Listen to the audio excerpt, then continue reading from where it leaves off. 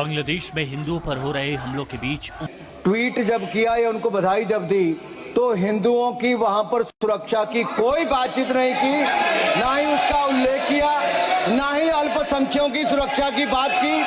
ऐसी कौन सी मजबूरी थी कि ये लोग वहां पर हिंदुओं और अल्पसंख्यकों की सुरक्षा की बात भी नहीं कर सके।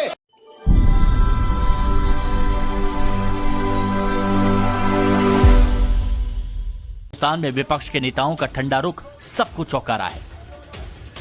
सवाल उठा रहा है कि क्या तुष्टीकरण और मुस्लिम वोट बैंक की सियासत के कारण कांग्रेस समेत विपक्ष की दूसरी पार्टियां बांग्लादेश में हिंदुओं पर हो रहे हमले पर चुप्पी साधे बैठी हैं।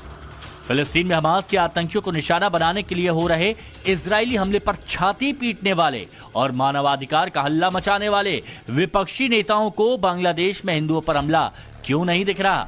नेता प्रतिपक्ष और कांग्रेस पार्टी के अध्यक्ष ने ट्वीट जब किया या उनको बधाई जब दी तो हिंदुओं की वहां पर सुरक्षा की कोई बातचीत नहीं की, ना ही उसका उल्लेख किया, ना ही अल्पसंख्यकों की सुरक्षा की बात की। ऐसी कौन सी मजबूरी थी कि ये लोग वहां पर हिंदुओं और अल्पसंख्यकों की सुरक्षा की बात भी नहीं कर सके। लोकसभा में नेता विपक्ष राहुल गांधी और उनकी बहन प्रियंका गांधी, जो कि कांग्रेस महासचिव हैं, फिलिस्तीन के मामले में उनके पुराने ट्वीट याद कीजिए। बांग्लादेश में हिंसा के शिकार अल्पसंख्यक हिंदुओं के सामने जान बचाने के लिए पलायन की मजबूरी है। बंगाल के जलपाईगुड़ी और कूच बिहार से लगती बांग्लादेश की सीमा पर वो बड़ी तादाद में इकट्ठा हैं। ये बात किसी से नहीं छुपी, लेकिन राहुल से लेकर ममता बनर्जी तक, अखिलेश से लेकर तेजस्वी लालू तक विपक्ष के बड़े चेहरे चुप्पी साधे बैठे हैं। ये पूरा लोग बैठा है, बंगाल के लोग बैठा है, तो चुपचाप बैठा हुआ है, कुछ नहीं बोलने मांगते। ये चुपचाप बैठा हुआ है, आपको चित्कार पुकार सुनता नहीं है। रोना पीटना मृत्यु काटना लूट रहा है, चार तरफ से बच्चे लोग जाम करके मृत्यु अपहरण कर रहा है। अनुरोध करूंगा Congress party, CPM party, Trinamool party सब मिलके बड़ा धिक्कार करे, बांग्लादेश के विरुद्ध में आलोचना करे, चर्चा करे। हैदराबाद के AIMIM सांसद ओवैसी ने भी जुबान तब खोली जब बांग्लादेश में हिंदुओं पर हो रहे हमलों का हवाला देकर देश के हिंदुओं को सबक लेने वाले मैसेज वायरल होने लगे। ऐसे में सवाल यही कि जब बांग्लादेश में हिंदुओं के खिलाफ हिंसा पर दुनिया उठ खड़ी हुई, बांग्लादेश में हिंदुओं पर हो रहे हमलों के बीच उम्मीद जगाने वाली एक तस्वीर देखिए। तस्वीर बांग्लादेश की राजधानी ढाका की है, जहां हजारों की तादाद में हिंदू प्रदर्शनकारी जुटे और हरे राम हरे कृष्णा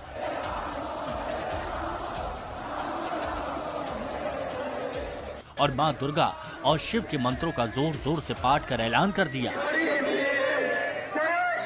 कट्टरपंथी हमलों से बांग्लादेशी हिंदू अब डरने वाले नहीं। उन्हें बांग्लादेश से खदेड़ने की शातिर साजिश को कामयाब नहीं होने दिया जाएगा।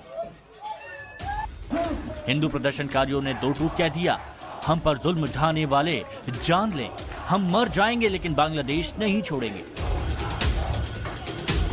अल्पसंख्यक हिंदू के एकजुट होने की ये तस्वीर पीएम मोदी और गृहमंत्री अमित शाह के उस बयान के बाद आई जिसमें उन्होंने बांग्लादेश की अंतरिम सरकार के मुखिया मोहम्मद यूनुस से हिंदुओं समेत सभी अल्पसंख्यकों की सुरक्षा की ताकीद की थी। इसके बाद बदली तस्वीर देखिए।